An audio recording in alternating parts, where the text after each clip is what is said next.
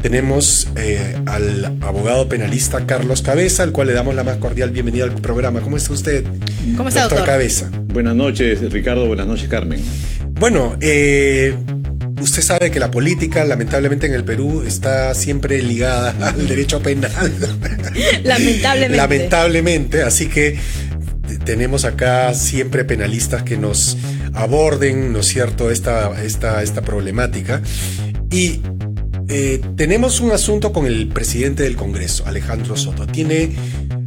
Bueno, la prensa ha dado a conocer que ha tenido un montón de investigaciones fiscales. Sí. Él ha alegado que esas investigaciones se han sobreseído o que se han archivado. En fin, que él ha mostrado, como dice Carmen, en el primer bloque del programa, sus antecedentes penales y policiales y judiciales, y no tiene nada. Pero le han interpuesto en la Comisión de Ética han propuesto una investigación. La congresista Flor Pablo, estábamos dando cuenta en el primer bloque del programa. Pero acá hay una cosa interesante, que el presidente del Congreso, cuando era congresista, votó a favor de una ley que luego lo benefició. ¿Cómo ve usted esa situación? Es decir, ¿es un hecho que tal vez es una exageración periodística de sus enemigos políticos, o realmente ahí hay materia penal que cortar? Yo creo que en realidad no tiene gran repercusión con respecto del presidente del Congreso, porque en realidad esta ley era una ley necesaria que tendría que haberse dado. Lo sospechoso es que la ley haya sido redactada, tramitada en 43 días. Claro. Y justo cuando estaba a puertas de vencerse el plazo de prescripción, si es que era promulgada esta ley en favor de la ahora presidente del Congreso. ¿Nos puede explicar de qué se trata la ley? Sí, para por el público supuesto. Que nos escucha. Esta ley lo que realiza en realidad es acortar el periodo de prescripción de la interrupción. Hay diferentes plazos de interrupción o suspensión de la prescripción dentro de la comisión de un ilícito, de un delito, ¿no? El primero de ellos es cuando se establece las diligencias preliminares o la emisión de este dictamen de fiscalía que inicia estas diligencias de averiguación de la verdad.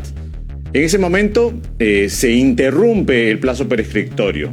De manera posterior, con la formalización, y lo que viene es la interrupción. Lo que modifica esta nueva ley que se acaba de aprobar, es justo esa interrupción, que anteriormente tenía el mismo plazo que la suspensión. Hoy en día ya no tiene el mismo plazo de la suspensión, sino... Y si hablamos de los plazos precisamente, ¿cómo se han acortado? De lo que era antes y lo que ahora pues está dentro del Código Penal. Antes podía ser un plazo que podría extenderse en años. Ajá. Podría extenderse en años. Y ese plazo que antes podía ser de años, Ajá. hoy en día es de un solo año nada más.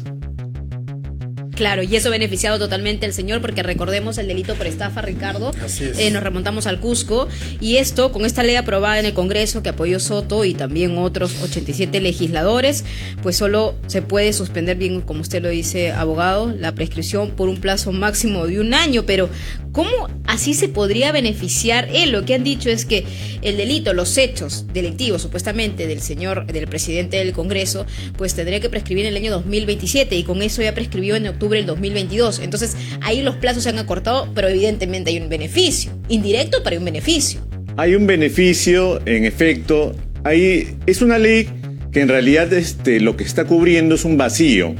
Existía un vacío al respecto. No había una uniformidad con respecto de la jurisprudencia ni de los jueces. La Corte Suprema no había dedicado tiempo a discutir este tema, y esta ley cubre este vacío que se encontraba en la norma y en el código.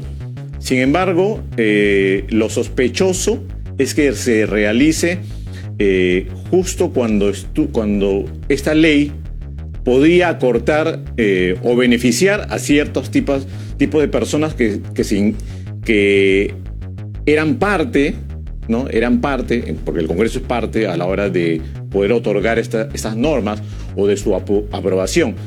Sin embargo, él no participó ni en la redacción ni en el debate, ¿no? Hay que señalar eso, solamente en la votación. Pero yo me quedo tomando un poco lo que usted también ha dicho al comienzo de la entrevista, ¿no? En estos días, 43 días. 43 días. Claro, entonces yo le digo, de acuerdo a su especialidad, ¿debería ser sí? ¿O debió tomarse, digamos, un amplio debate para poder señalar esto? ¿O simplemente, desde su punto de vista, fue correcto? Para nosotros los abogados penalistas entendemos de que debe existir algo que se conoce como el plazo razonable.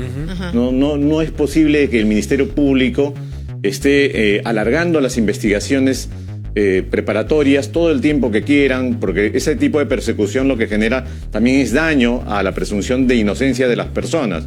Sin embargo, yo creo que se debió haber escuchado la perspectiva del Ministerio Público y del Poder Judicial, que no han sido escuchados porque, como comprenderás, en un lapso de 43 días es imposible que dentro de ese debate se haya invitado a los operadores de justicia, que también son los que deberían de haber participado. Nuestro sistema no es perfecto y se debería estar perfeccionando con participación de todos los actores. Entonces, en resumen, podríamos decir que en un debate express, pues finalmente, coincidentemente, casualidad. Se benefició el presidente del Congreso. Sí. Bueno, por suerte no participó en la redacción de la ley. Bueno, nada, como dice el abogado, ¿no? Claro, porque si no hubiera sido ya, ahí sí. Bueno, ampay me salvo. Funcionó. Se podría decir de alguna forma. Creo que sin su voto igual quedaba aprobada. Ajá. Bueno, pero lo cierto es que es un hecho.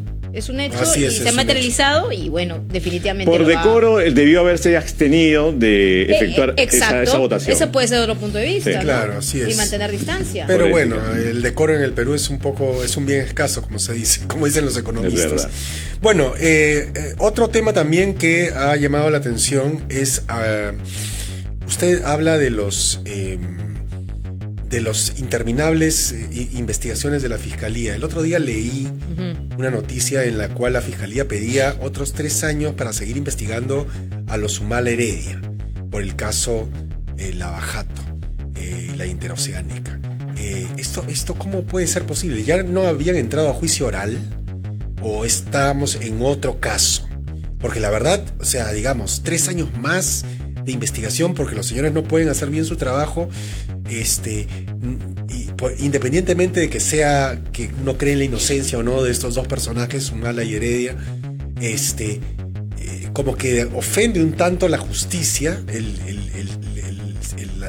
la justicia misma, el hecho de que hay una permanente investigación sobre hechos que le corresponde a la Fiscalía averiguar, pero no tienen tiempo o en fin, tienen mucha carga procesal o lo que sea y ¡flash! Sueltan y dicen necesito 3 años más, como si esos 3 años no fueran nada para las otras personas. Entonces le pregunto a usted si estamos en un derecho penal peruano un tanto ya prostituido por esos alargamientos que las personas tienen que sufrir independientemente de si son culpables o inocentes, porque lo que se busca acá es la celeridad. En realidad es un tema que es de discusión continua, ¿no? Entre todos los que somos los operadores de justicia, los abogados penalistas, vemos investigaciones preparatorias interminables. Son capaces de estar en investigación preparatoria 9 años. 9 años. Que es terrible, persiguiendo a una persona por un caso.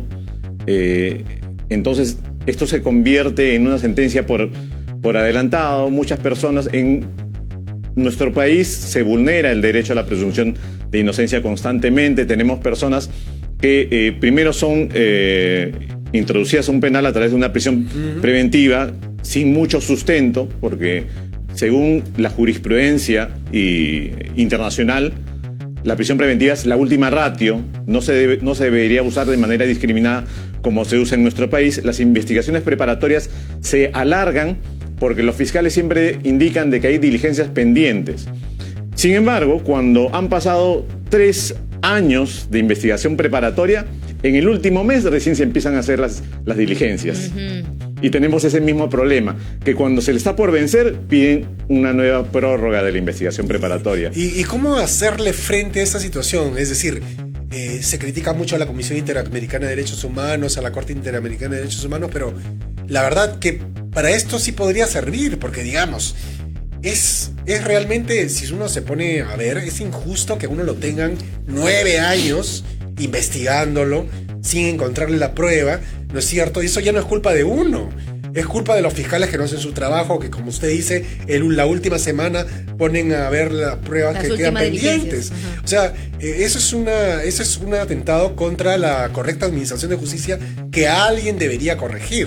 Años de investigación convierten a una persona de presuntamente inocente en culpable. Es kafkiano. Porque para todos nosotros es evidente que esa persona que está siendo perseguida por el aparato persecutor del Estado, que es la Fiscalía, es culpable. Suponemos su culpabilidad, ¿no? Aunque sea inocente. Cuando debemos suponer su inocencia, que es lo contrario. Se debe de presumir la inocencia.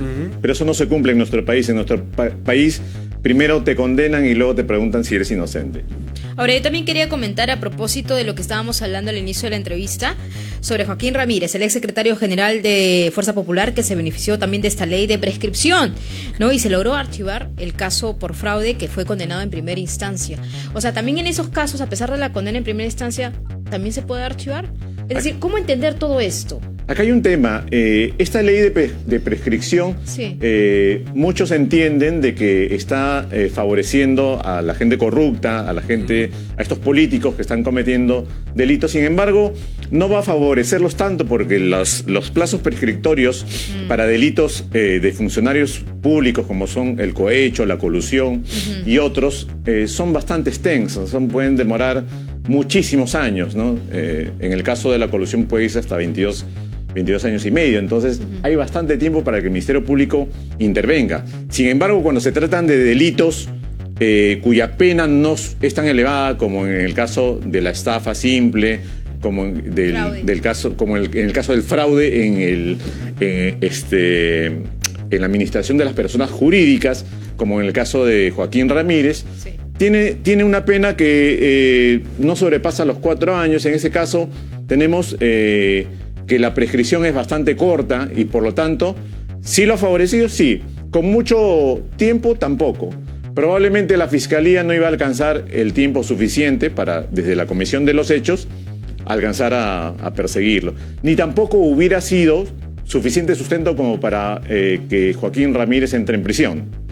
Ni siquiera en una prisión preventiva, porque no está dentro de los supuestos del 268. Entonces, importante mencionar eso, ¿no? Esa acotación que usted acaba de realizar, el tipo de delito. El tipo de delito, los años que marcan el delito y sobre todo, pues, situaciones, bueno, casos específicos como el de Joaquín Ramírez y, bueno. Debemos de poner algo bastante claro, de que cuando dicen de que la suspensión es por 1 año de la prescripción, es solamente para ese pequeño intervalo de entre las diligencias preliminares y la investigación preparatoria formalizada. Ajá. Y no es para todo el proceso penal peruano es amplio, tiene la investigación preparatoria, la etapa intermedia, el juzgamiento. La investigación preparatoria a su vez tiene 2 subetapas: diligencias preliminares, investigación preparatoria formalizada. Entonces estamos hablando de esa pequeña segunda parte de la investigación preparatoria. Bueno, digo pequeña porque pueden ser años. Dios, qué bárbaro. Qué importante es eso. Y por último, Ricardo, ¿qué te parece si abordamos el caso de Sada Goray y también de Mauricio Fernandini? Porque, como nos explicaba otro abogado penalista, en el sentido de pasar de la confesión sincera a la colaboración va a ser muy difícil. Incluso puede ser hasta una decisión estratégica de la defensa que puede tomar muchísimo tratar de generar confianza en el Ministerio Público. ¿Usted también lo ve así? Por ejemplo, me refiero al caso de Mauricio Fernandini, ¿no? De la confesión sincera a la colaboración eficaz. ¿Es un gran paso? ¿Podría darse? ¿Podría ser un escenario alternativo para su defensa? Porque, doctor, muchos dicen que Mauricio Fernandini ya no tiene nada más que decir. Ajá, entonces exacto. Ya la colaboración eficaz, como para él, como para que no calza. Exactamente. Entonces se queda con la confesión sincera, pero no ha sido muy sincero en su confesión. Exacto, entonces por eso lo han metido preso. Claro, ¿no? Tanto la confesión sincera como la colaboración eficaz, todos tienen beneficios, ¿no? Y la idea del beneficio es de que puedes entrar a prisión, pero no tantos años, ¿no? O, en todo caso, busco para mi patrocinado una suspensión de la pena a efectos de que pueda facilitarnos. Ahora, se dice de que en el caso de Mauricio Fernandini ya no tiene más que decir. Sí. Eso es lo que nosotros suponemos, ¿no? Cuando nosotros tenemos nuestros patrocinados en contacto con ellos pueden contar, de pronto conoce mucho más de lo que nosotros pensamos que en realidad él conoce, ¿no? Y si me quisiera pronunciar algo sobre el caso de Mauricio Fernandini, es el tema del exceso del plazo en el que ha sido introducido en un penal por prisión preventiva. 30 meses. 30 meses es demasiado tiempo para alguien que supuestamente ya contó todo y que no existen nuevas diligencias que se tengan que actuar para mantener a una persona en un penal, ¿no? Lo que estamos originando o generando acá es simplemente que todo el mundo piense que él es culpable, porque él ya asumió en realidad que él ha cometido un delito. Pero el plazo no es razonable. Bueno, doctor Carlos Cabeza, abogado penalista, le agradecemos mucho por su participación en el programa en vivo. Creo que ha quedado muy clara su posición y el público ha tenido una mejor comprensión de los temas que hemos tocado. Muchas gracias. Muchas gracias, a ustedes, doctor. Muy buenas noches. Buenas noches.